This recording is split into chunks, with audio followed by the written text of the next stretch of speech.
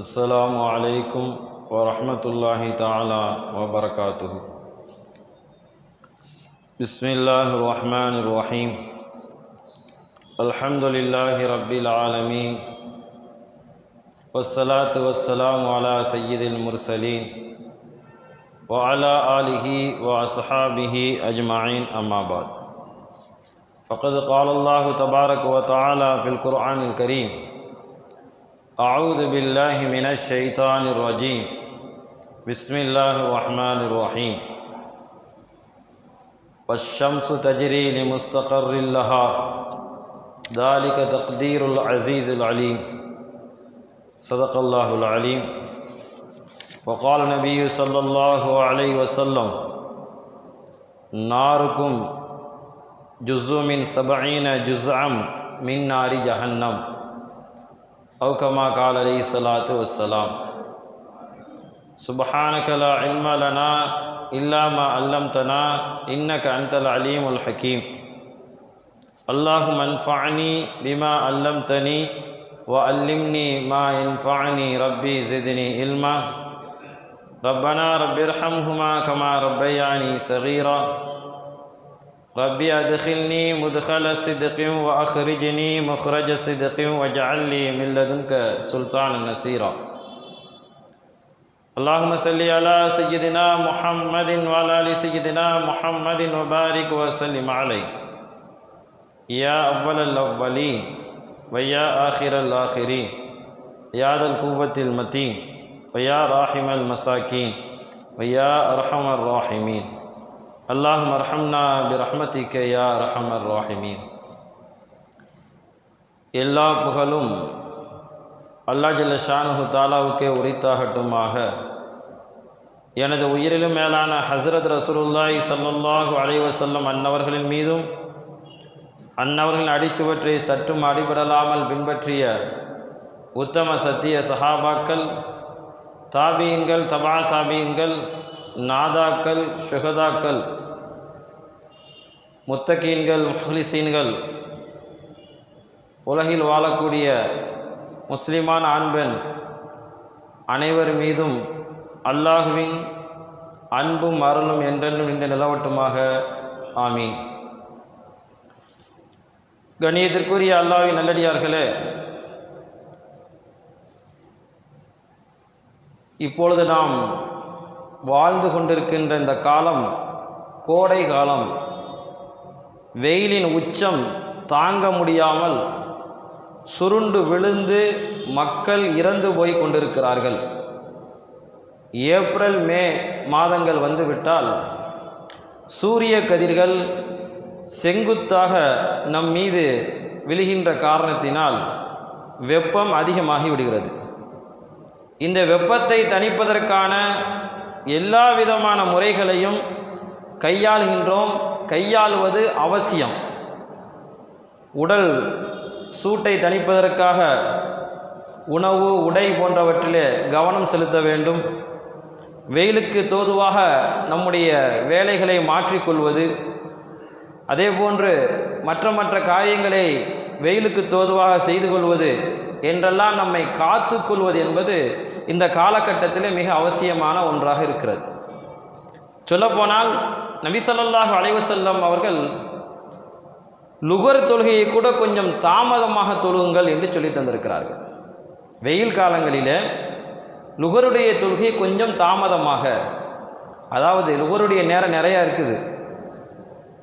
12:40 உதாரணமாக 12:45 பாங்க சொல்கிறாங்க அப்படின்னா அதிலிருந்து கிட்டத்தட்ட ஒரு 2 மணி நேரத்துக்கு மேலே இருக்குது. கொஞ்சம் சூரியன் கொஞ்சம் உச்சியிலிருந்து சாய்ந்ததற்கு பிறகு கொஞ்சம் வெயில் குறைவான நேரத்தில் நீங்கள் தாமதப்படுத்தி தொழுது கொள்ளுங்கள் என்றெல்லாம் வெயில் காலங்கள் சலுகையாக ரசூலுல்லாஹி ஸல்லல்லாஹு அலைஹி வஸல்லம் அவர்கள் நமக்கு சொல்லி தந்திருக்கிறார்கள். தமிழகத்திலே கடந்த சில நாட்களாக கடுமையான வெயில், அதே நேரத்தில் ஒரு சில நாட்களாக ஆங்காங்கே மழையும் பெய்து வருகிறது. அல்லாஹ்வுடைய ரஹ்மத். மக்கள் வெளியில் நடமாடவே முடியாத அளவுக்கு இந்த கடந்த வாரங்களிலே வெயிலுடைய தாக்கம் அதிகமாக இருந்தது. மருத்துவர்கள் அறிவுரை தருகிறார்கள், வெயில் காலங்களிலே குறிப்பாக 3 விஷயங்களை நீங்கள் பின்பற்ற வேண்டும். முதலாவது அறிவுரை, நிறைய தண்ணீர் குடியுங்கள். இரண்டாவது அறிவுரை, வெளியே செல்லும் பொழுது தலையை மறைத்து செல்லுங்கள். மூன்றாவது அறிவுரை, நிறைய பழங்கள் சாப்பிடுங்கள். இந்த 3 அறிவுரைகளே மருத்துவர் நமக்கு தருகிறார்கள். இதில் அல்லாஹ்வுடைய பெரிய குதிரத் என்னவென்றால், இந்த கோடை காலங்களிலே நம்முடைய உடல் சூட்டை போக்கும் அளவிற்குண்டான பழங்களை அல்லாஹ் என்ன செய்கின்றான், வெளிப்படுத்துகின்றான்.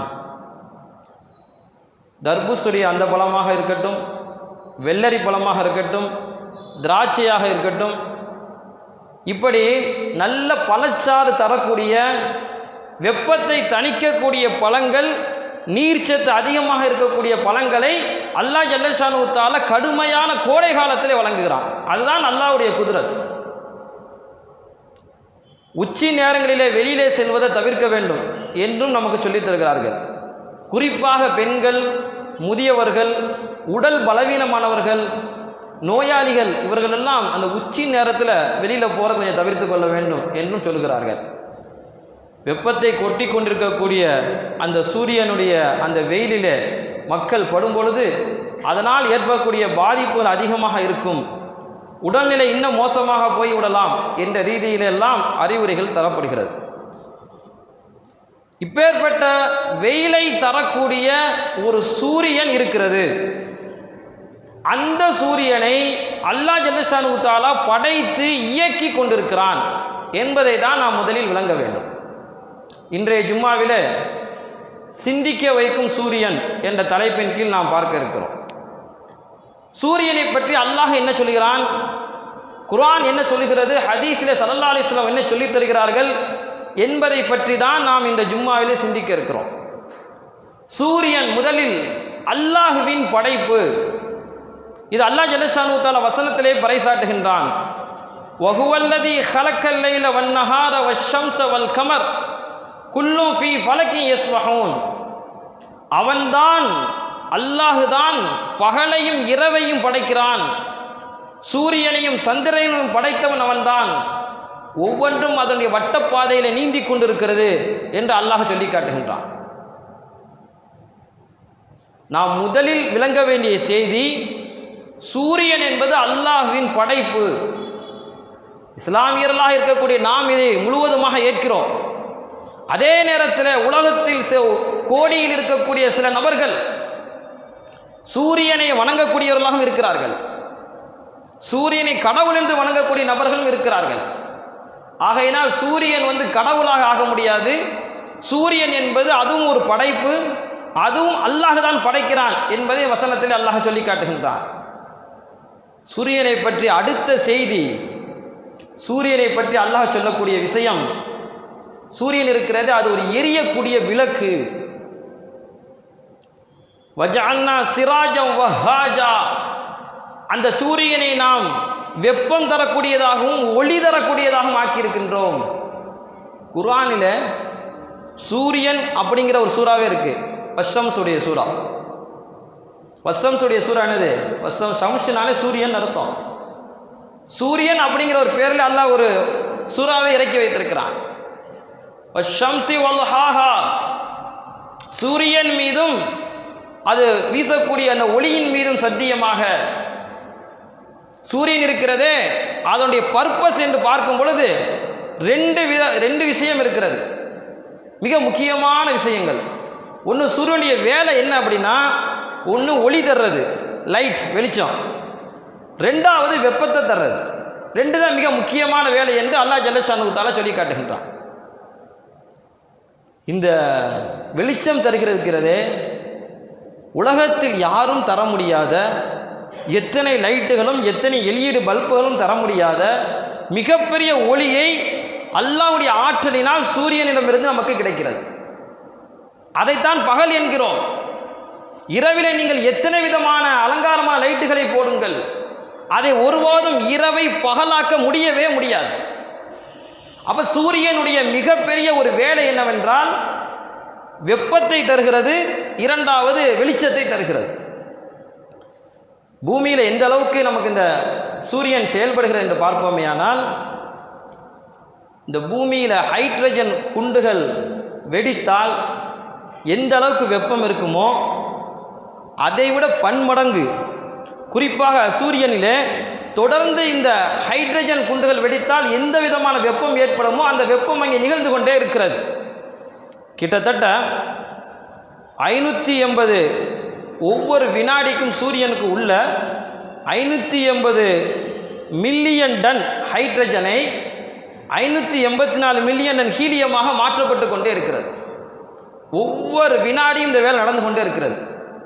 அப்படியானால் அவ்வளவு தூரம் வெப்பத்தை உருவாக்கி கொண்டே இருக்கிறது சூரியன். அது மட்டுமல்ல, ஒவ்வொரு வினாடியும் அந்த 4 டன் ஹைட்ரஜன் மூலமாக சேதப்பட்ட அந்த சேதம் பொருட்செறிவு அப்படியே அது இழந்து கொண்டே செல்கிறது சூரியனை விட்டு. கடைசியாக ஒரு காலகட்டத்திலே சூரியனே இல்லாமல் போகும். கொஞ்சம் கொஞ்சமாக இழந்து இழந்து ஒரு நேரத்திலே சூரியனே இல்லாமல் போய்விடும். விஞ்ஞானிகள் சொல்லித் தருகிறார்கள் 500 கோடி ஆண்டுகள் ஆகும் அதற்கு. சூரியன் இப்படி இல்லாமல் போகுவதற்கு 500 கோடி ஆண்டுகள் ஆகும் என்று சொல்லித் தருகிறார்கள். எனவே சூரியனுடைய அந்த மேற்பரப்பினுடைய வெப்பத்தை நாம் பார்ப்போமே ஆனால், விஞ்ஞானிகள் சொல்லித் தருகிறார்கள் 6000 டிகிரி சென்டிகிரேட் வெப்பம் இருக்கலாம். 6000 டிகிரி சூரியனுடைய மேற்பரப்பில். அதே இது சூரியனுடைய உள்ளே போயிட்டோம் அப்படின்னா 2 கோடி டிகிரி சென்டிகிரேட் வெப்பம் உள்ளே இருக்கிறது. இப்போ இந்த சூரியன் இருக்கக்கூடிய இவ்வளவு பெரிய வெப்பம் பூமிக்கு எவ்வளவுதான் வருகிறது என்று விஞ்ஞானிகள் சொல்லுகிறார்கள்.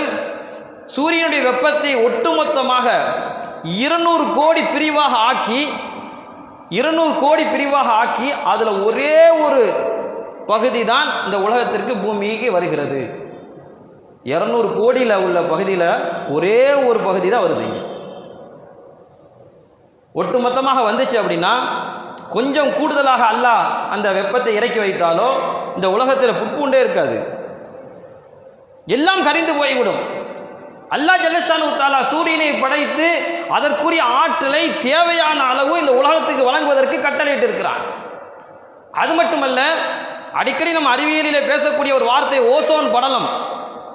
சூரியனுடைய அந்த கதிர்கள், கடுமையான கதிர்வீச்சுகள் தாக்காமல் இருப்பதற்காக, தீய கதிர்கள் தாக்காமல் இருப்பதற்காக அல்லாஹ்வுடைய ஏற்பாடு ஒரு சல்லாடை வைத்து என்ன செய்கின்றான், நம்மை பாதுகாக்கிறான்.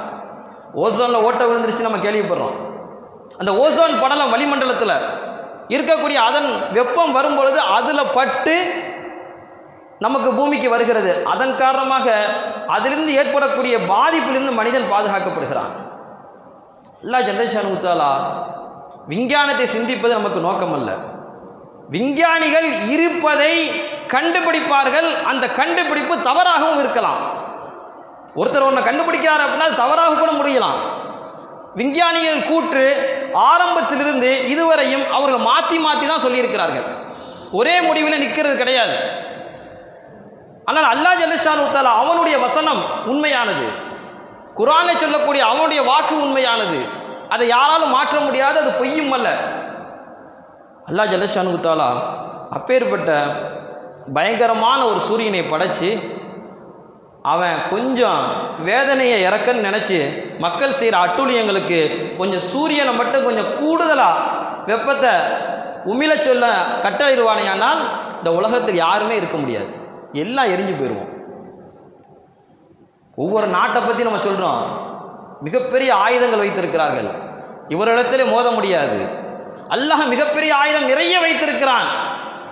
சூரியன் போதும், பல்லாயிரக்கணக்கான அணுகுண்டுகளை தாண்டிலும் ஒரு உலகத்தை அழிக்கக்கூடிய சூரியனை அல்லாஹ் வைத்திருக்கிறான்.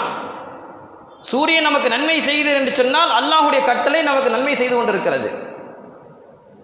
அதனால தானே இந்த மனிதர்களை பாதுகாப்பதற்கு அல்லாஹ் ஓசோன் படலத்தை எல்லாம் ஏற்படுத்தியிருக்கிறான். இப்படியாக குர்ஆன் சொல்லக்கூடிய சூரியனை பற்றி 2வது செய்தி என்னவென்றால், அது வெப்பமும் தருகிறது, ஒளியும் தருகிறது. அடுத்ததாக அல்லாஹ் சொல்லக்கூடிய விஷயம், ஆயத்துல்லஹுமுல் லைல் நஸ்லஹு மின்ஹு நஹார் ஃபைதாஹும் முத்லிமூன். ஒரு வசனத்தில் அல்லாஹ் இப்படி சொல்லுகின்றான், அவர்களுக்கு இரவும் ஒரு அத்தாட்சியாக இருக்கிறது. அந்த இரவிலிருந்து பகலை நாம் என்ன செய்கிறோம், கலற்றி எடுக்கிறோம். அதனால் அவர்கள் ஆழ்ந்த இருளில் ஆகிவிடுகிறார்கள் என்று அல்லாஹ் சொல்லி காட்டுகின்றான் இந்த வசனத்தில். பொதுவாகவே பகலும் இரவும் மாறி மாறி வருவது அல்லாஹுடைய ஏற்பாடு. அல்லாஹ் ஜல்லஷானு தஆலா பகலையும் இரவையும் மாற்றி மாற்றி மக்களுக்கு வழங்கியிருக்கின்றான். காலையில் சூரியன் உதிக்கிறது, மாலையில் மறைகிறது. அந்த சூரியன் எங்கே செல்கிறது? அல்லாஹ் ஜல்லஷானு தஆலா சொல்லக்கூடிய விஷயம், உங்களுக்கு பகலிலிருந்து என்ன செய்யணும், இரவிலிருந்து பகலை உரித்து எடுக்கிறோம். இந்த நஸ்லஹு அப்படிங்கிற வார்த்தைக்கு விளக்கம் சொல்லுகிறார்கள், ஒரு ஆட்டை தோலை உரிச்சா எப்படி உரிச்சு எடுப்போம் அது மாதிரியா அதற்கு சொல்லக்கூடிய வார்த்தை. அப்படி இரவிலிருந்து பகலை நாம் உரித்து எடுக்கிறோம். பகல் வந்து விடுகிறது, மறுபடியும் மாறும், இரவு வரும், பகல் வரும், மாறி மாறி வரும். ஒரே நேரத்தில் ஒரு பகுதியிலே பகலும் ஒரு பகுதியிலே இரவும் இருக்கிறது. குர்ஆனுடைய வசனம் சொல்லுகிறது. இப்பொழுது நாம் பகலாக இந்தியாவில் இருக்கிறோம் அப்படின்னா, இதே நேரம் அமெரிக்காவில் இரவாக இருக்கிறது. இந்த வசனத்தை வைத்துதான் ஆய்வாளர்கள் சொல்லுகிறார்கள், பூமி என்பது தட்டை அல்ல. விஞ்ஞானிகள் கூற்று ஆரம்ப காலகட்டத்தில் இருந்தது, பூமி உருண்டை கிடையாது, தட்டை என்று. வசனம் சொன்னது பூமி என்னது, தட்டை கிடையாது, உருண்டையா இருந்தால் தான் இந்த பகுதி வரும் பொழுது சூரியனில் படும் பொழுது பகலாகவும் அந்த பகுதி இரலாகவும் இருக்கும். ஆக வசனத்தின் பிரகாரம் ஆய்வாளர்கள் சொல்வார்கள், குர்ஆன் சொல்லுகிறது பூமி என்பது உருண்டையை தான் குறிக்கிறது. இப்படியெல்லாம் அறிவியல் ரீதியான விஷயங்களை விஞ்ஞானிகள், விஞ்ஞானத்துவம் அறிவியல் வளர்வதற்கு வாய்ப்பே இல்லாத 1400 வருடங்களுக்கு முன்பாகவே குர்ஆன் சொல்லுகிறது. சூரிய ஓட்டங்கள் எப்படி இருக்கும் அல்லாஹ் குர்ஆன்ல சொல்றான், சூரத்துல் யாசீனில், வஷ்ஷம்ஸு தஜ்ரீ லி முஸ்தகர்ரின் லஹா. சூரியன் இருக்கிறதே அது ஓடிக்கொண்டிருக்கிறது, சூரியன் அது ஓடிக்கொண்டிருக்கிறது, ஒரு குறிப்பிட்ட இடத்தை, அது நிலை கொண்ட இடத்தை நோக்கி ஓடிக்கொண்டிருக்கிறது என்று அல்லாஹ் சொல்லி காட்டுகின்றான்.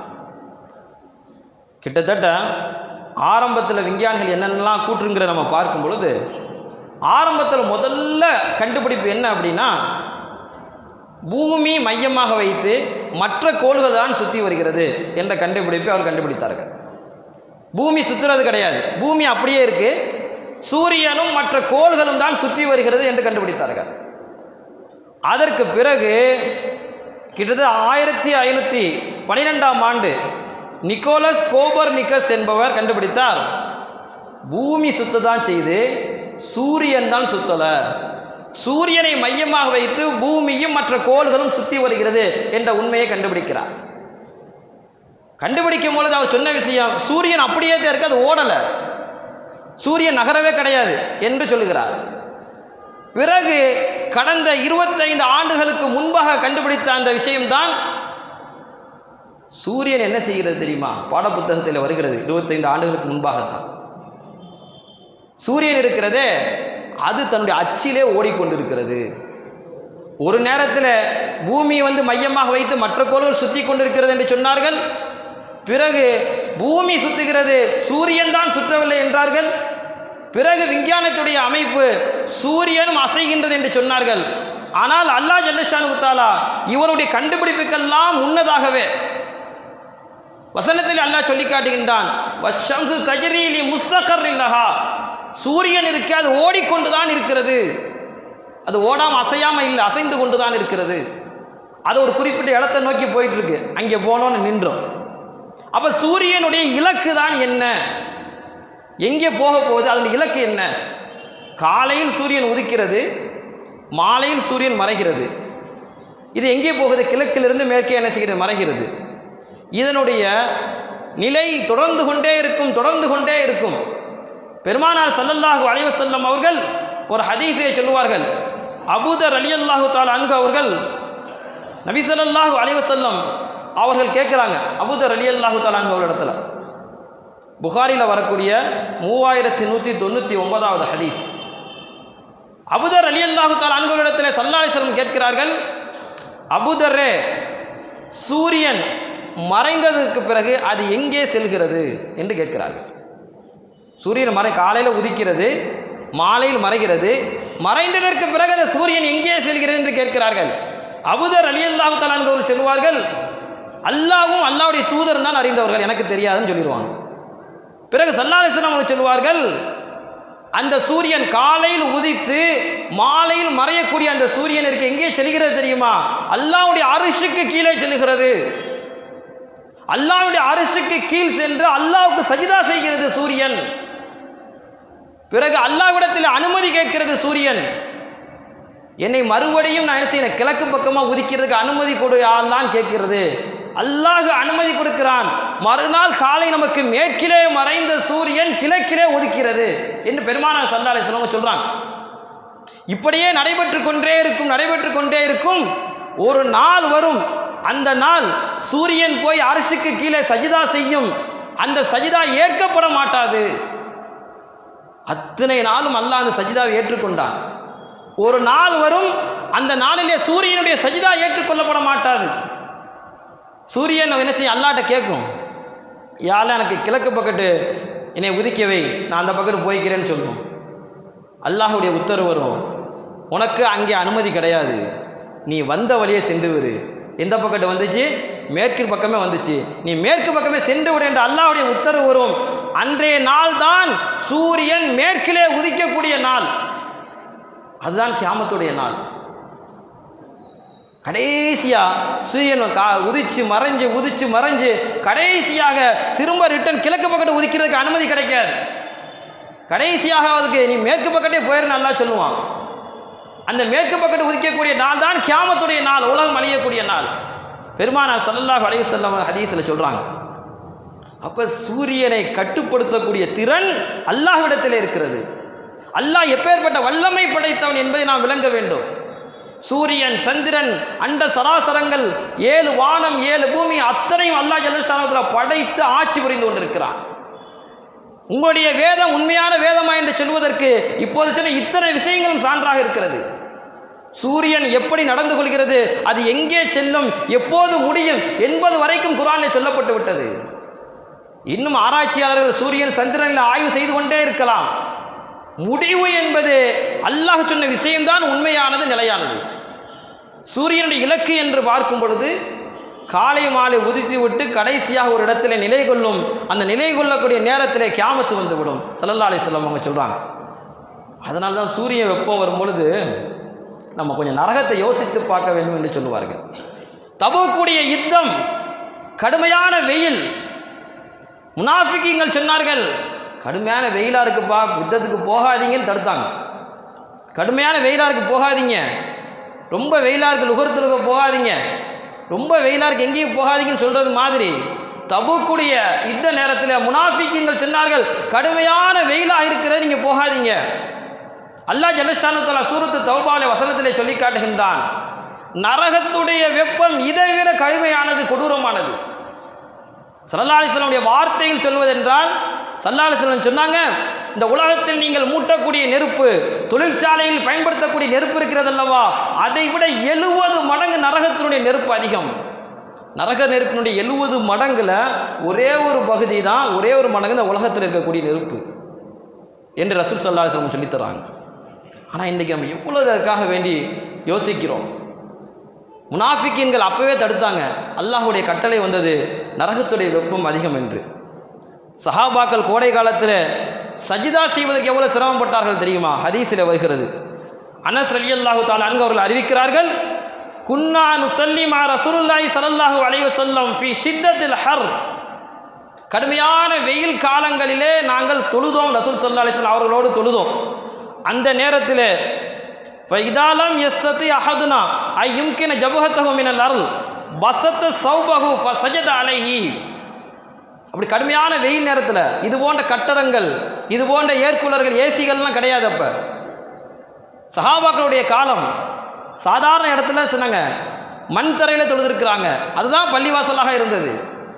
அப்படி ரசூல் ஸல்லல்லாஹு அலைஹி வஸல்லம் அவங்களோட தொழுத நேரத்தில் சஹாபாக்கள் சொல்கிறாங்க, நாங்கள் தொழக்கூடிய நேரத்தில் கடுமையான உஷ்ணமாக இருந்தது, எங்களுடைய நெற்றியை சஜிதாவிலே வைக்க முடியவில்லை, எங்களுடைய துணியை விரித்து அதில் நாங்கள் சஜிதா செய்தோம் என்று சஹாபாக்கள் சொல்லுகிறார்கள்.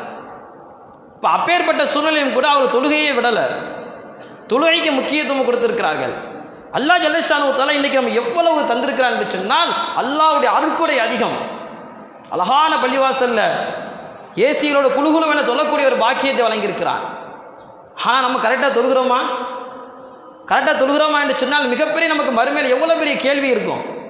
எல்லாம் கொடுத்துருக்கேன், உனக்கு பள்ளிவாசலை கொடுத்துருக்கேன், ஏசியை கொடுத்துருக்கிறேன், எல்லாம் கொடுத்துருக்கேன், தண்ணி வசதியை கொடுத்துருக்கேன், ஆனால் நீ தொழுகலை, ஏன் தொழுகலைன்னு கேட்டால் நாளைக்கு நம்ம என்ன பதில் சொல்ல முடியும்? அல்லாஹ் ஜல்லஷானு தஆலா எல்லாத்தையும் என்ன செய்வான்? அப்படியே விட்டுக்கிட்டே போவான். ஒரு நேரம் பிடிக்க ஆரம்பித்து விட்டால் நம்மளால் தாங்க முடியாது. சில பேர் புலம்புறாங்க, எனக்கு அது சரியில்லை, வியாபாரம் சரியில்லை, குடும்பத்தில் சிரமம், நோய் நொடிகள். அல்லாஹ்விடத்தில் ஐங்கால தொழி நீங்கள் பேணி தொழுது பாருங்கள், உங்களுக்கு வரக்கூடிய சிரமங்களுக்கு பல வழிகளை அல்லாஹ் திறந்து விடுவான். அல்லாஹ்வை நெருங்குவதற்கான வழிகளை நாம் எதுவும் செய்யலைன்னா நமக்குரிய வழிகள் அல்லாஹ் என்ன செய்ய திறந்து விடவே மாட்டான். இவ்வளவு பெரிய கஷ்டத்திலையும் சஹாபாக்கள் என்ன செய்திருக்காங்க? தொழுதிருக்கிறார்கள். நரகத்துடைய சூடு மிக கொடியது. அதை விட மஹ்ஷர்ல ஒவ்வொரு கோடையினுடைய காலத்தில் வரக்கூடிய இந்த வெப்பம் வரும் பொழுது முதல்ல நம்ம மனசில் நினைக்க வேண்டிய செய்தி என்ன தெரியுமா? நாளைக்கு மஹ்ஷர்ல எல்லாரையும் எழுப்பி, நம்மளாம் மௌத்தா போனதற்கு பிறகு எல்லாரையும் ஒரு நேரத்தில் ஒன்று கூட்டப்படும். அதுதான் மஹ்ஷர் மைதானம். எல்லாரும் எழுப்புவோம் அல்லாஹ். அந்த நேரத்தில் ஹதீஸில் வருகிறது, நம்முடைய தலைக்கு மேலே சூரியன் இருக்கும். யோசித்து பாருங்கள், எத்தனையோ கோடி கிலோமீட்டருக்கு அப்பால் இருக்கக்கூடிய சூரியன் வரக்கூடிய வெப்பத்தை நம்மளால் தாங்க முடியல. ஒரு நேரத்தில் நமக்கு தலைக்கு மேலே சூரியன் இருக்கும். ஹதீஸில் வருகிறது, அந்த சூரியனுடைய வெப்பத்தின் காரணமாக அவரவர்களுக்கு அமல்களுக்கு ஏற்ப அல்லாஹ் என்ன செய்ய அங்கே இறக்கப்படுறான். அவரவருடைய அமல்களுக்கு ஏற்ப சில பேருக்கு அந்த வெப்பத்தின் காரணமாக ஊற்றிய வேர்வைகள் அந்த கரண்டை கால் வரையும் இருக்கும். கரண்டை கால் வரையும் இருக்கும்னா அப்போ அந்த அளவுக்கு நிறைய வேர்வை வேர்த்து கொட்டினா தான் அந்த கரண்டை கால் வரையுமே வரும். சட்டையெல்லாம் நனைஞ்சு போகுதுன்னு நம்ம சொல்கிறோம். சட்டையெல்லாம் நனைஞ்சு போனால் கூட வேர்வையின் காரணமாக கரண்டை கால் வரையும் நிற்கிறது கிடையாது. ஆனால் அன்றைய நேரத்தில் மஹ்ஷரில் அவரவர் செய்த அமல்களுக்கு ஏற்ப சில பேருக்கு கரண்டை கால் வரையும் இருக்குமா அந்த வேர்வை கொட்டுனது. சில பேருக்கு முட்டுக்கால் வரை இருக்கும், சில பேருக்கு இடுப்பு வரையும் வந்துடும் வேர்வை. அப்படியே சல்லாலஞ்சிட்டாங்க, சில பேருக்கு வாய் வரையும் வந்துடும். என்ன செய்றாங்க? சுட்டி காட்டினார்கள். அந்த அளவுக்கு கொடூரமான ஒரு நிலை இருக்கிறது. அதை யோசித்து பார்க்க வேண்டும். இந்த கோடை நேரத்தில் வெயில் போல இருக்கிறது, உண்மைதான். எல்லா முன்னேற்பாடும் செய்யலாம். ஆக இதை விட நரகம் பெரியது, இதை விட மஹ்ஷர்ல நிற்கும் போது அந்த சூரிய வெப்பம் பெரியது என்று நினைத்து அல்லாஹ்வை நாம் நெருங்குவோமேயானால் உண்மையில் நம்முடைய ஈமான் இன்னும் கொஞ்சம் கூடிக்கொண்டே போகும். அதைத்தான் அல்லாஹ் எதிர்பார்க்கிறான். ஒவ்வொரு காலகட்டத்திலையும் நாம் விளங்க வேண்டிய செய்தி என்ன தெரியுமா? குடும்பமாக இருக்கட்டும், சமுதாயமாக இருக்கட்டும், தொழில்துறைகளாக இருக்கட்டும், எல்லாரும் நமக்கு சில நேரத்தில் தடுமாற்றங்களையும் நஷ்டங்களையும் ஏற்படுத்துவதற்கான காரணம் என்னவென்றால் அல்லாஹ் சொல்கின்றான், அவலா யரவுன அன்னஹும் யுஃப்தனூன ஃபீ குல்லி ஆமி மர்ரத்தன் அவ் மர்ரத்தைனி. ஒரு வருடத்திலே ஒரு தடவையோ அல்லது 2 தடவையோ நாங்கள் சோதனைகளை ஏற்படுத்துவோம். ஏன் தெரியுமா? நீங்கள் அப்படியாவது திருந்தி நல்லுபதேசத்தை பெற வேண்டும் என்பதற்காக. இந்த வசனத்தை எல்லாரும் மனசில் வச்சுக்கிறீங்க. நமக்கு திடீர்னு சோதனை ஏற்படுது அப்படின்னா அல்லாஹ்வுடைய அது வசனம் சொல்லுகிறது. அல்லாஹ் சொல்லுகின்றான், வருஷத்தில் ஏதாவது ஒரு சோதனை நம்ம ஏற்படுத்துவோம். ஏன்னா அவன் கொஞ்சம் என்ன செஞ்சிருப்பான்? அல்லாஹ்வுடைய பாதையை விட்டு கொஞ்சம் தள்ளி போயிட்டு இருந்திருப்பான். அவனை பிடிச்சி கொண்டாடுறதுக்காக அல்லாஹ் சோதனை ஏற்படுத்துகிறான். நாம் தான் அதை விளங்கிக் கொள்ள வேண்டும். ஏதோ நம்ம தவறான வழியில் போய் கொண்டிருக்கிறோம், அல்லாஹ்விடத்தில் நெருங்க வேண்டும் என்று நாம் வந்துவிட வேண்டும். அல்லாஹ் ஜல்லஷானு தஆலா இந்த சூட்டை விட நரகத்தை கடுமையான சூட்டில் வச்சிருக்கிறான். பன்மடங்கு கொடியது. அந்த நரகத்துக்குள்ளே போயிட்ட இறப்பும் கிடையாது. அந்த நரகத்துக்கு போயிட்டா அப்படின்னா அப்படியே அந்த சூட்டில் அழிஞ்சு செத்து போயிடுவோமா? சாகவும் மாட்டோம். அல்லாஹ் குர்ஆனில் சொல்கிறான், தோல் என்ன செய்யப்படும்? வேதனை கொடுக்கப்படும், சூடுகள் போடப்படும். அந்த தோல் உறிஞ்சதற்கு பிறகு மறுபடியும் புதுசாக ஒரு தோல் கொடுக்கப்படும், மறுபடியும் வேதனை செய்யப்படும். இப்படியே நரகம் என்ன செய்ய இருக்கிற நேரம்லாம் வேதனை செஞ்சு கொண்டே இருக்கப்படும்.